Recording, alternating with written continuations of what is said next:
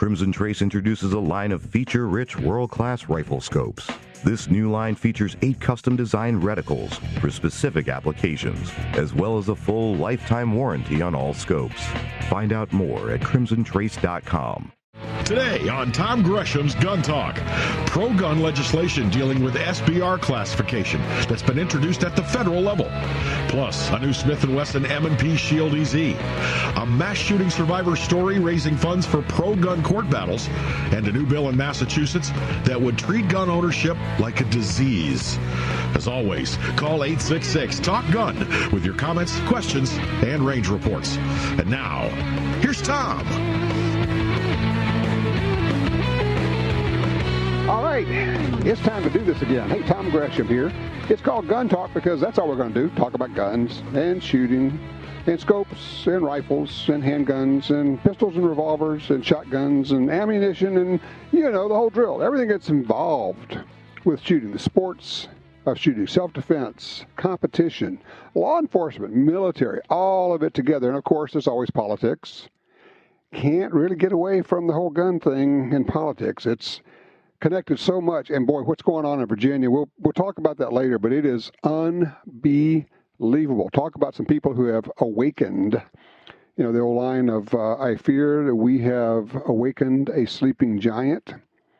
I think the gun control folks are looking up and going, what just happened? I think we have 80 different entities, cities and counties who have declared themselves Second Amendment sanctuaries in the state of Virginia so far, and they're all gearing up for a meeting at the state capitol in January. We'll be following that, getting updates on that. It is an amazing thing that's going on there. It's just crazy. It is, by the way, the time of the year when I know you're thinking Christmas, holidays, all the rest of it, but a lot of us in this business are thinking new guns, new things happening. As we lead up to the largest firearms trade show, the SHOT Show, which will be held next month in Las Vegas, gun makers used to hold on to their new introductions and drop them all at SHOT Show. Not the case anymore. So we hear about these new guns and, you know, new things coming out, and it seems like every week there's a new one.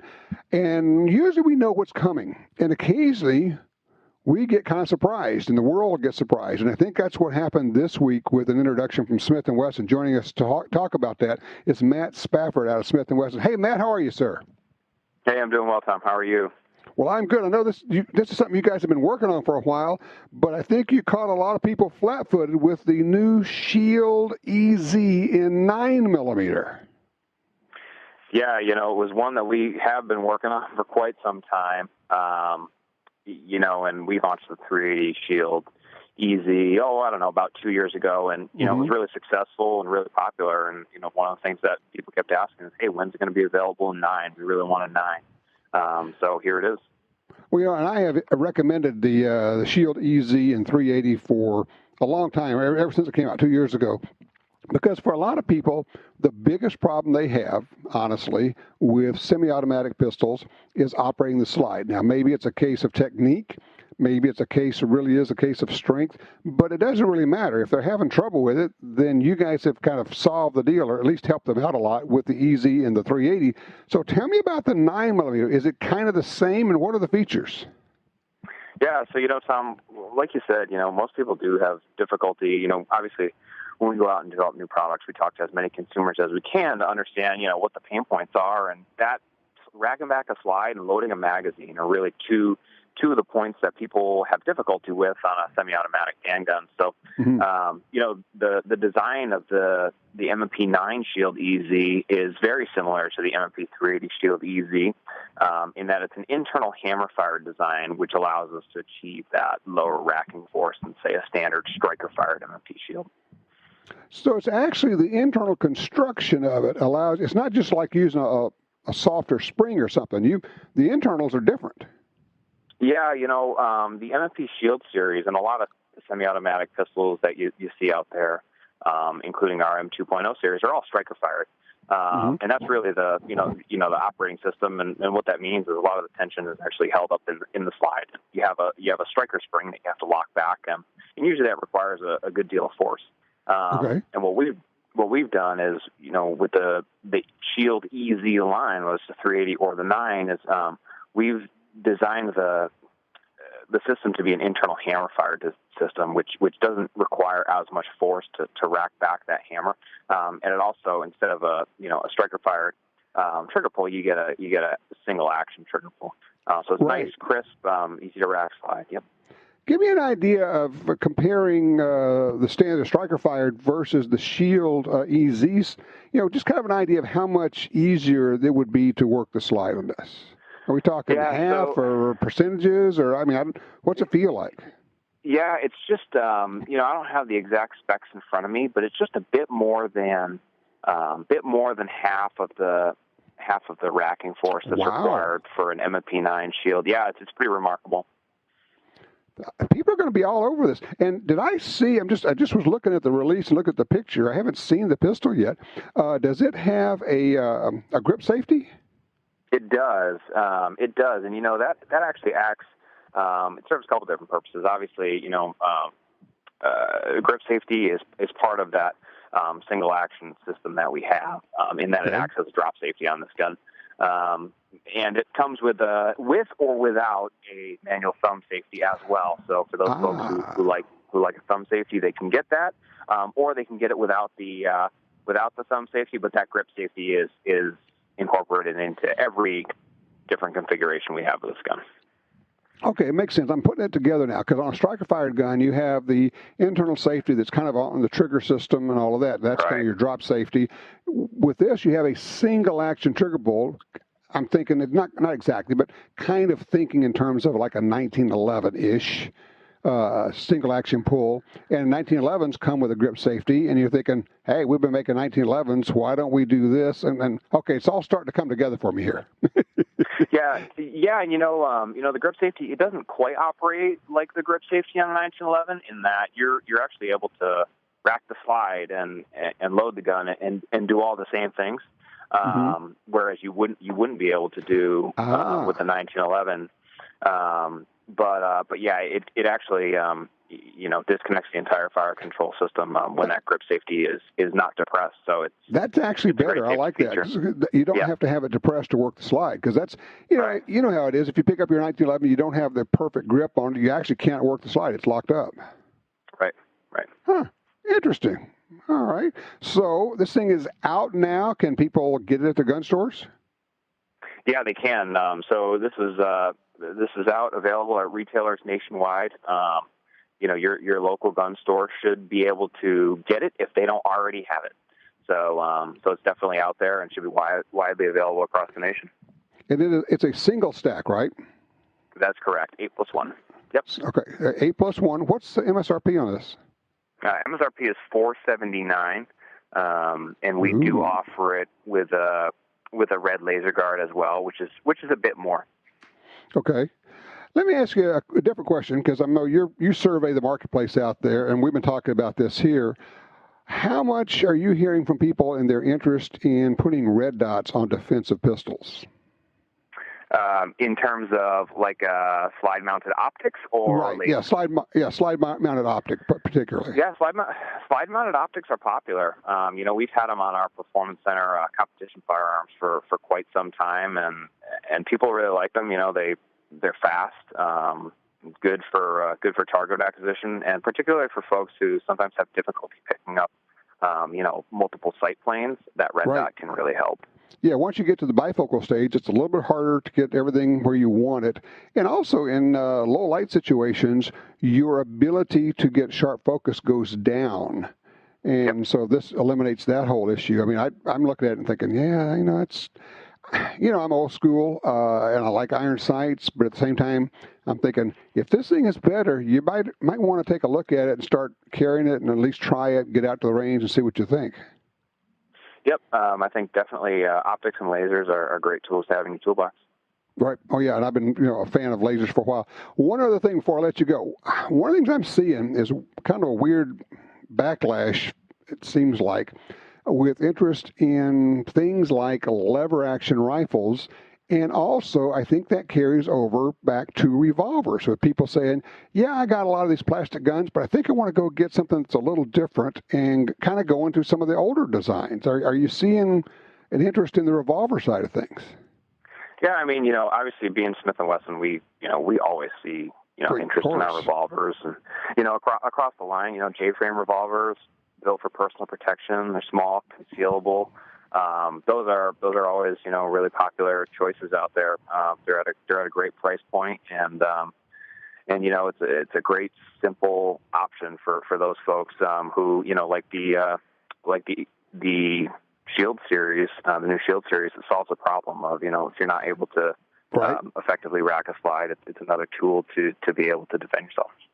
Exactly. And then Smith brought back the 8-shot 22 Magnum revolver, which is a lot of people are going to be excited about. So that's pretty darn cool, too. Yeah, that was our really second reintroduction of a revolver that we've had in the catalog. This year we released the 10 millimeter, the 610 earlier this year, and the 648, the one that you're speaking of now, the 8-shot 22 Magnum later this year. And, they've both been received very, very well. Terrific. Well, I'm a fan. I love the revolvers. Well, okay, let's just admit I'm easy. I like all of them, I do. You got to own up to it, man. Well, Matt, this is great. I applaud you. I think the M&P Shield EZ in 9mm is going to be a runaway hit. Yeah, we're really excited about it, and I can't wait to hear the feedback out there. Sounds good. All right, I'll see you in Las Vegas. Yep, we'll see you there, Tom. All right, take care. Appreciate it. Wow, that is very cool. A really easy to rack slide on 9mm defensive gun. Single stack, 8+1, called the M&P Shield EZ. Very cool. All right, so what have you been up to? Looking for range reports, your thoughts, and also have you been kind of looking at what's going on in Virginia with this thing, people showing up literally by the thousands? Do you think there's any chance of that flowing over to other states, or we should need that? Our number, 866-TALK-GUN, or just call me at Tom Talk Gun.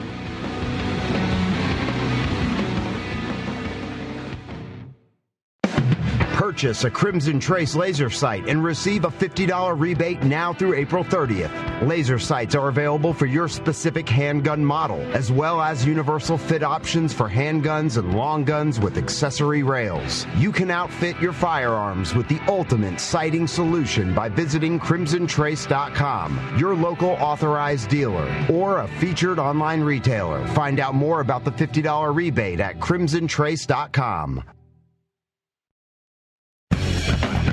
This is Ryan Gresham with Gun Talk.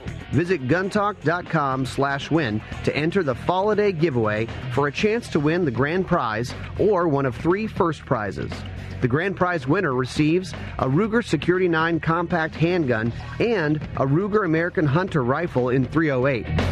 A Liberty Safe Special Edition Colonial 23 with the 3-in-1 Flex interior.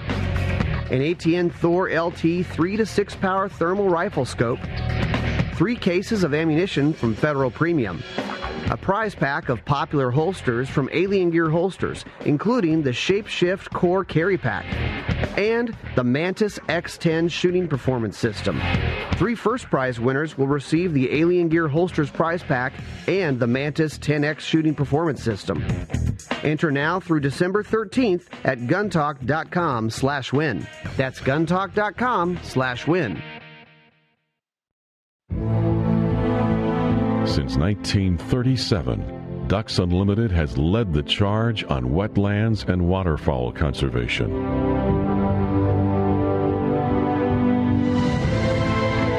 Wetlands reduce the effects of flooding and recharge our drinking water, but perhaps most importantly, they allow us to experience what makes the outdoors so great. Band together to rescue our wetlands. Brownells.com is your home for all things firearms. Looking for a retro rifle? How about the BRN 180 or 180S? Named one of SHOT Show's best products of 2019. Visit Brownells.com for guns, ammo, reloading equipment, or anything you need to customize your firearm. And enjoy the industry's only guaranteed forever satisfaction policy. To stay up to date with the latest and best deals from Brownells, text BRN to 556-223.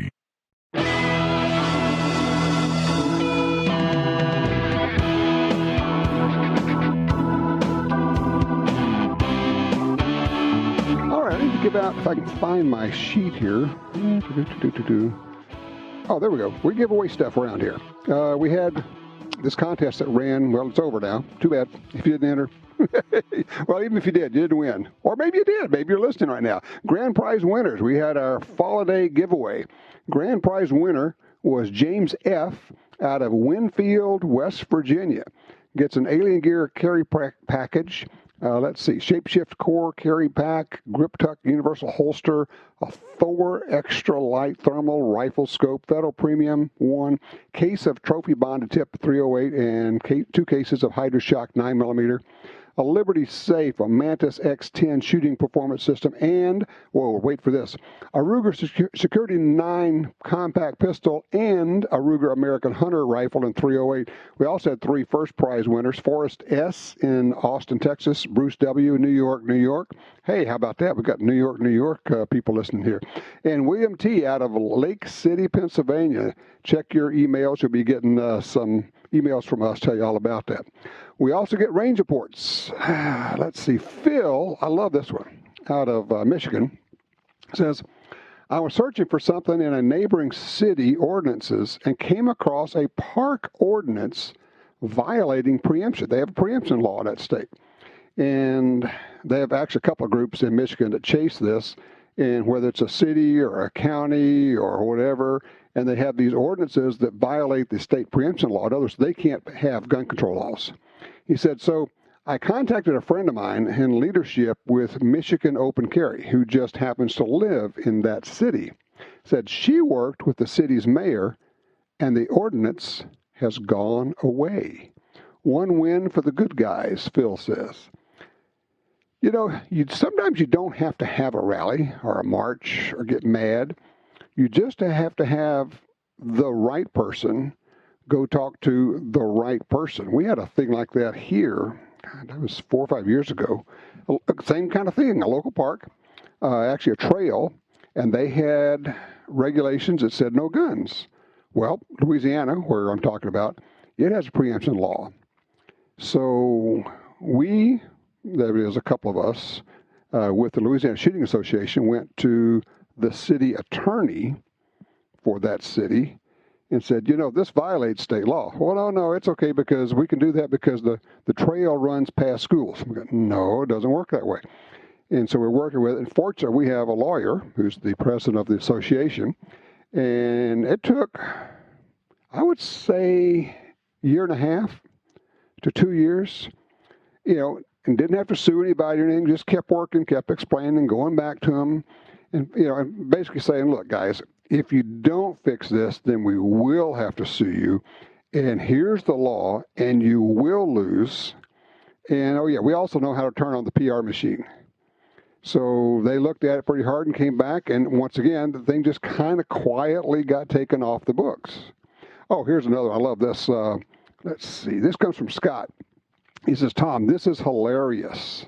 He says, I was ordering my .22 ammo online when the notification came in about the new Glock G44. So Glock has a new pistol they just introduced. It's a .22 rimfire, which is interesting. A lot of people are going, why? Well, you know, why not? The world can always use another .22. No, I guess. He said, anyway, he says, I had a great day yesterday. He said, I had twins. I love this. I had twins. A new pair of .22s. I got an AR-7. That's the Henry U.S. survival rifle. Basically, it used to be Armalite. He said, and a Wrangler. That's the Ruger Wrangler single action. Took him to the range. He said, on the range, I saw 2 Customs and Border Patrol trucks, an Air Force truck, and an unmarked black SUV with a government license plate. Got to be good. Hit the range there, right? He says, anyway, he says, I tested several types of .22 and had a blast. I had no problems with either of them and really had fun. The Wrangler is my first revolver. He said, I love shooting and cocking the hammer one-handed.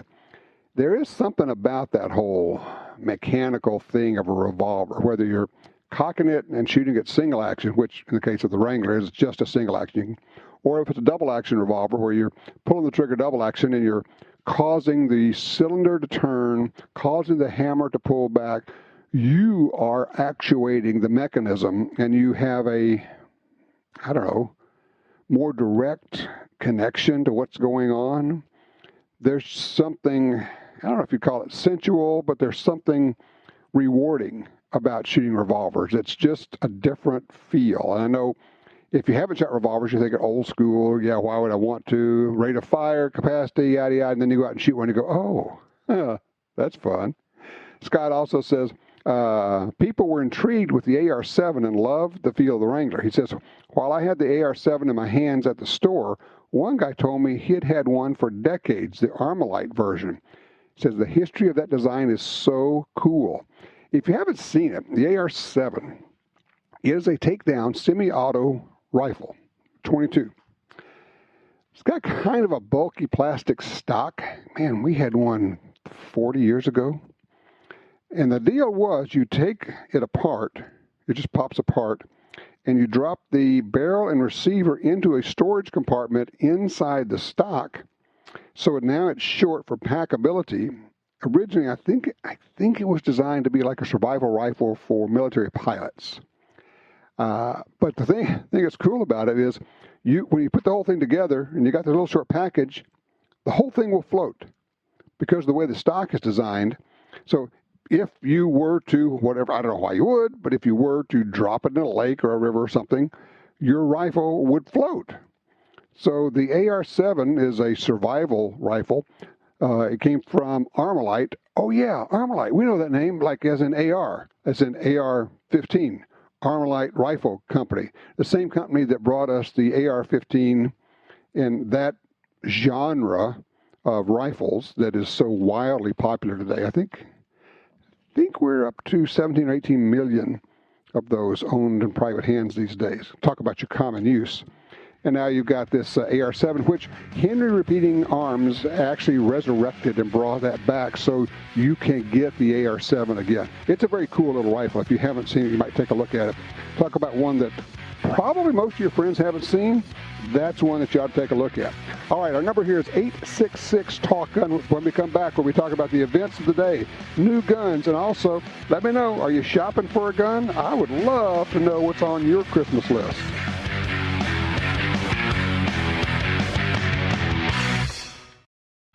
All right, we're talking right now with Congressman Roger Marshall. He's an MD from Kansas, Republican from Kansas. Congressman, thank you so much for spending some time with us. Glad to be here. Looking forward to the discussion. All right, so you introduced this bill, the Home Defense Act, Home Defense and Competitive Shooting Act. It actually would deregulate SBR, short barrel rifles, from the NFA, get rid of the whole $200 tax, the fingerprinting, the background check, just make them regular semi-auto rifles. What's that about? Why'd you do that? Well, that's a great question. I represent very much a rural state, over 90 counties. You know, they're like 60 miles long. Maybe there's one or two sheriff's officers to cover that whole county. So being able to defend yourself is a big, big deal. There's been this meth epidemic across the country, and just some really crazy things are happening out there in rural America. And as I talk to women, this short-barreled rifle would be one of their preferred self-defense weapons. Mm-hmm. You know, I was real fortunate. I grew up, my dad, a police officer. We went to the firing range, twice a month for him to qualify. He got pretty proficient with a pistol. But these rifles are just so much easier to handle, so much more accurate. So the women, it would be their weapon of choice. And I had no idea how much of a hassle it was to get one. I just didn't know. And when I found out it would take months of a process, fingerprinting, have to go get a law officer to sign off on it. I mean, what a hassle factor it was. So we want to make it easier for Americans to defend themselves and, of course, protect our Second Amendment rights. You know, there's an additional factor in SBRs that you may or may not be aware of, is that once you've gone through the whole deal, you got the tax stamp, you paid the money, you waited the year. I mean, you got to wait a year. Forget that. It's crazy. But then at that point, you cannot leave the state with that gun unless you file and notify the ATF that you're going to take that rifle across state lines. That's crazy. You're right. I didn't know that. I told somebody to walk in and buy a gun these days, you almost need a lawyer with you to advise you what you can do and not do. And certainly if you're going to ever cross the state lines, heaven forbid, you know, I go hunting in Canada some. to take my gun across the borders. It's like, okay, we need a consultation with a lawyer here to figure these things out. So let's try to make it more simplified and use a little common sense. Well, obviously, there are an awful lot of Americans, gun owners, who would applaud this. The real question is, given the makeup of the House these days, what's the likelihood of this getting through? Well, I wish I could say differently, but as long as Nancy Pelosi is the Speaker of the House, it has very minimal chance. I think the hope is by getting it on the House floor or in the bucket today is when the Republicans seize control of the House again, that it will be up a little bit higher on the list. And then I think there's an opportunity for bipartisan support in the Senate to get it on through the finish line. But it's tough to get anything passed right now with the impeachment process going on. No kidding. And it is, you mentioned that, but it is something that people probably should try to understand, is that a lot of times you start introducing a bill knowing that you can't get it through this year, and maybe not next year, but maybe 4 or 5, even 6 years from now, people have started hearing about, they get educated about it, and then they go, oh, yeah, I understand that thing, but it takes a while. Absolutely. I've only been here in Congress 3 years, and that is what I'm learning. It is a process. It's getting priorities of all the legislation we could consider. What would be the priority? So you plant a flag on this short barrel rifle legislation, and we kind of see what type of opposition do we get from it. Who do we upset? Take on some of those hits and work through them a little bit. And maybe next Congress we get more sponsors. So like that's part of the process as well. Is the second Congress that's introduced will probably be able to get more sponsors. If I may, I would add a talking point for you to use is basically one of the things that this bill does is it starts to push back on the very concept that there are good guns and bad guns, because that's basically what this law says is, look, this is a pretty bad gun, and you would have to apply for this. It's kind of the whole idea behind assault weapons bans, or a ban on this gun or that gun, or Saturday night specials or everything else. It's all based in this false premise that there's such a thing as good guns and bad guns as opposed to good people and bad people. Yeah, that's interesting. Again, growing up, I remember the commercials, guns don't kill people, people kill people. And a lot of the arguments back then on the same premise here. And to me, there's a proper way to take care of guns, and I'm in favor of people that using them know how to properly use them, and they should be locked up. All those types of things as well. But you're right. This short-barreled rifle is really no different than a pistol with a long barrel. And yeah. You and I would know the difference, but not many other people would. Well, and people, the general public doesn't understand that if a rifle has a barrel of 16 inches, you're good. And if you were to cut 1 inch off the barrel, you have committed a felony. That is, in fact, what precipitated and caused the whole debacle at Ruby Ridge and also at Waco. They were accused of not paying a $200 tax. That's all that was going on there. Well, again, you taught me something. I didn't realize that was at issue there in Waco or not. But, I certainly understand the common sense part of this. Is unless you shoot a pistol pretty regularly, it's a pretty difficult art to master. But I think once you learn to shoot a rifle, especially within, a 50, 100-yard range, that's going to be a skill set you can take with you forever. There's not much kick in this little short rifle, even compared to a pistol. I think you can imagine a 105-pound woman shooting a higher caliber pistol, and each time she shoots, her sights go off the target more and more. So to me, I'm more in the common sense approach of this, that I think it's a great self-defense weapon. I think it's something that a lot of the people who enjoy going out shooting as a hobby would like to have to use as well. Congressman, I think I probably ought to let people know, not only did you grow up in Kansas on a farm, but you also have a number of years as an Army Reserve officer. No, exactly. 7 years of service is a very, very proud moments in my life. Worked as a medical officer, basically a MASH evacuation unit. Very, very proud to do that. It was a great experience for medical school and residency. Long list of folks in my family who've served in the military. I certainly think it's the right thing to do. Well, Congressman, we really appreciate this, and we'll keep an eye on this, and we'll circle back with you as this thing moves forward, or maybe it takes next year or the next year, but we're not going to give up on it. Again, thank you so much for doing this. You're welcome, and I would sure encourage your listeners to reach out to their Congress members and ask them to get on this legislation as a co-sponsor, perhaps. So thanks for having me, and just Merry Christmas to everybody and your listener. Thanks so much, Congressman Roger Marshall from Kansas. Thanks, sir. You take care. All right.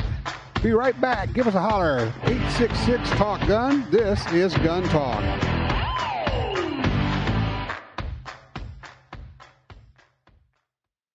Trouble is unpredictable. It shows up without warning. It rears its ugly head when and where you least expect it. Trouble has no conscience, no regrets, no remorse. Be prepared and protected with the MC1 SC Subcompact 9mm pistol by Mossberg. Yes, Mossberg, the company trusted by police and military for decades. The MC1 SC Subcompact 9mm pistol. Small, powerful, snag-free. Always with you. Available with night sights or laser. Mossberg.com. It's the Bill of Rights, not the Bill of Needs. I'm Alan Gottlieb, founder of the Second Amendment Foundation.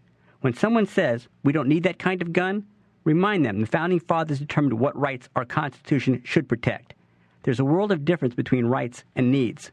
It is not the function of government to tell us what we need or what we don't. Certainly no one needs an assault rifle or a Saturday night special, or for that matter, no one needs a Corvette with a high-capacity horsepower engine capable of speeds to 150 miles per hour.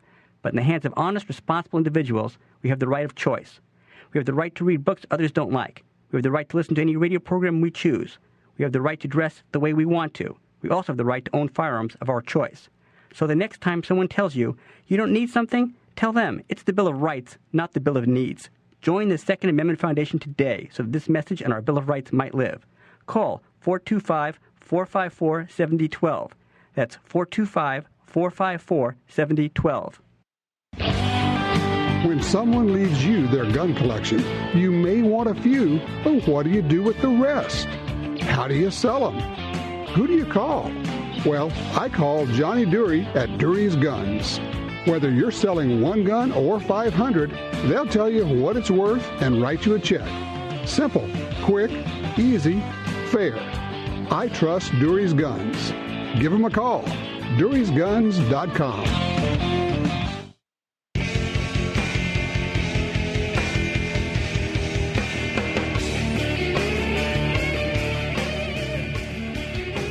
I was doing an interesting project the last 2 or 3 days, going through some guns, and as you might imagine, have acquired quite a few over the years. I am not a gun collector. Never have been. I'm a gun shooter. I have no interest in just collecting guns. I mean, it's cool. I'm glad other people do, and they preserve them and keep the history and all the rest of it. It's just not my thing. And so I look at what I have here and go, well, I haven't shot that one in a while. And so I finally said, and I've been talking about doing this for a couple of years. And I said, okay, it's time. So I'm pulling together a list. I'm going to take them over to Johnny Dury, Dury's Guns. And Johnny, we've had him on the show here a number of times. He is my go-to guy when you need to sell guns. So whether it's 1 or 1,000, doesn't matter. Johnny will buy them.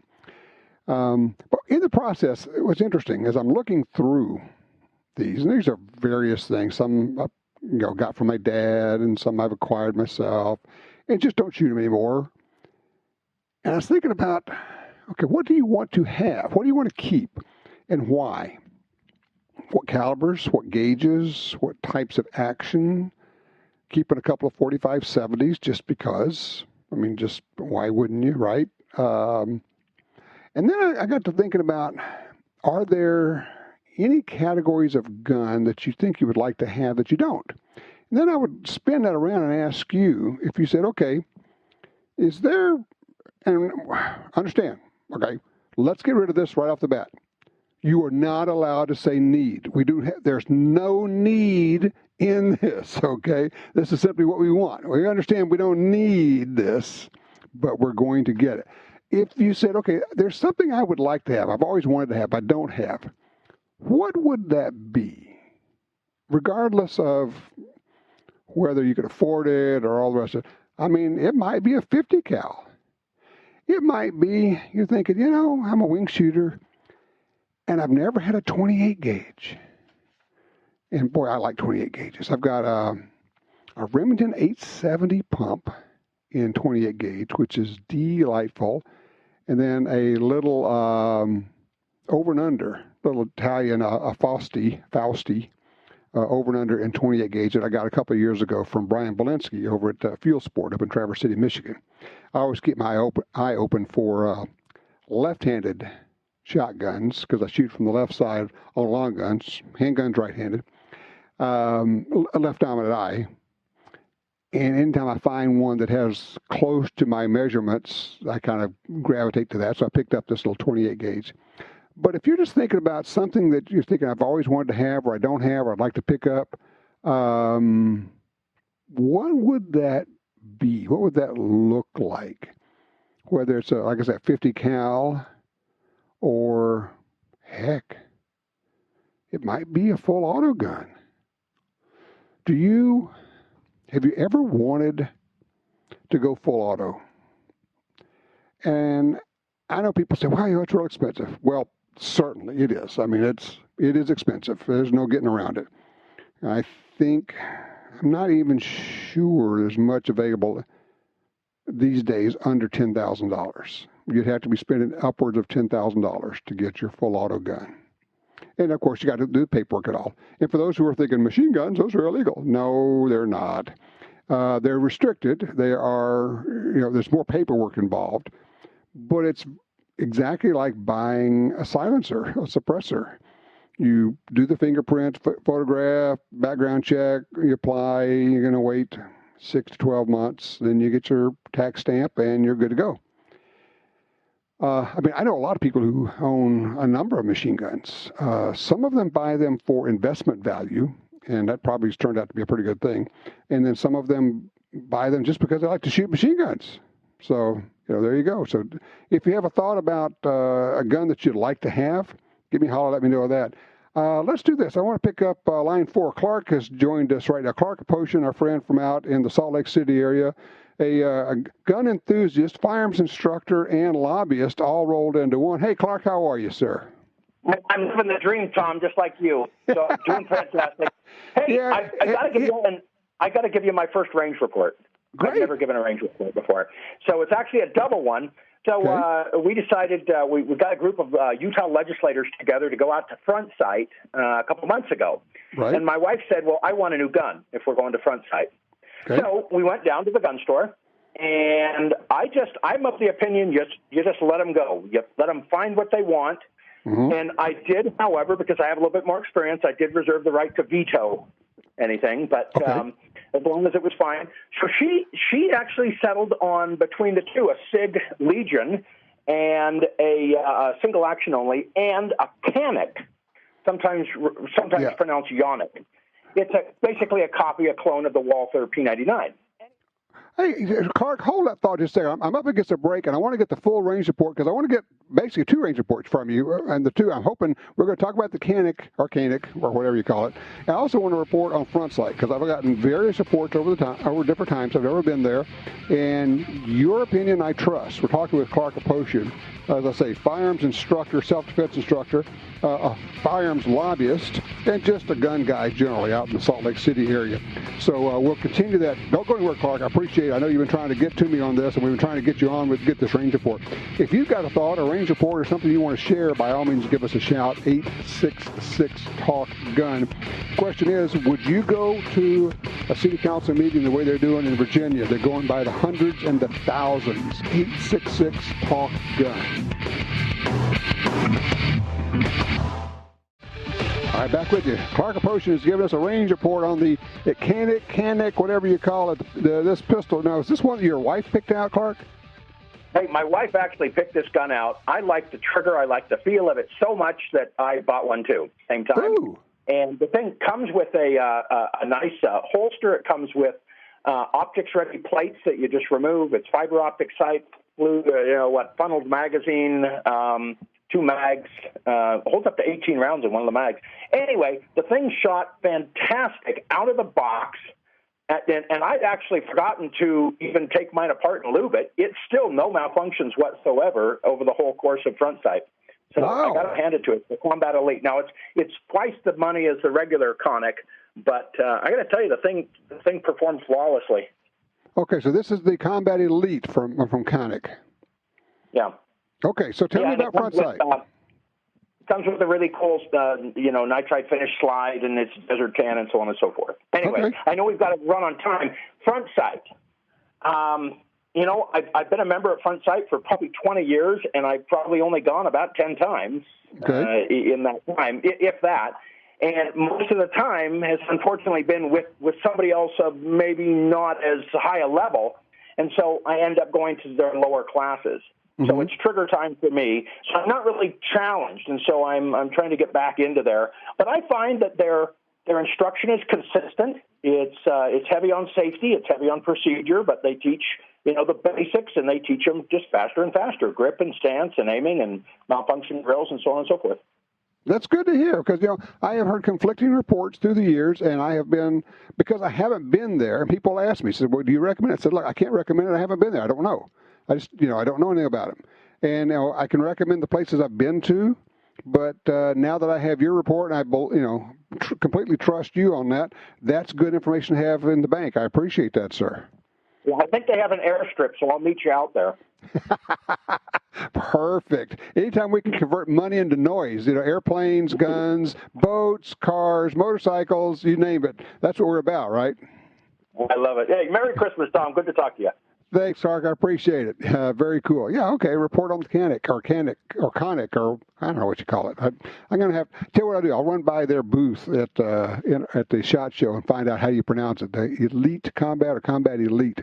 When Clark says it's a good one, I believe that. Interesting thought. He talks about taking classes, the lower level versus the higher level classes.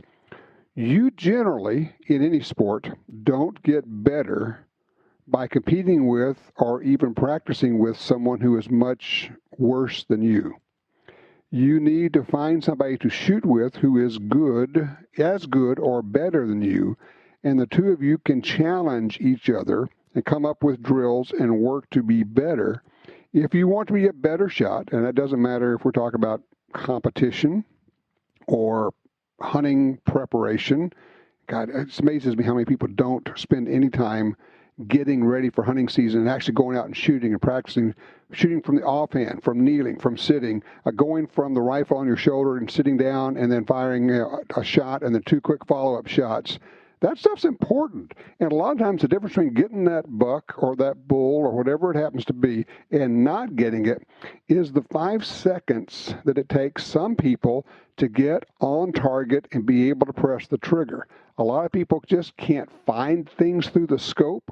They can't get on target quickly, and they don't trust it out. They're so used to shooting off the bench, it frightens them to pull the trigger when the crosshairs are still wobbling.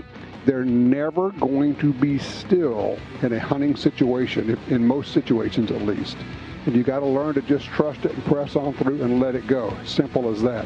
So just kind of your thoughts, if you'd like to join me on thinking about how to practice, who to practice with, and what you can do, by all means, give us a shout, 866-TALK-GUN. Hey, when we come back, we have more guests lined up for you. News about products, news about politics, a lot of stuff going on. I'm Tom Gresham. This is Gun Talk, 866-TALK-GUN.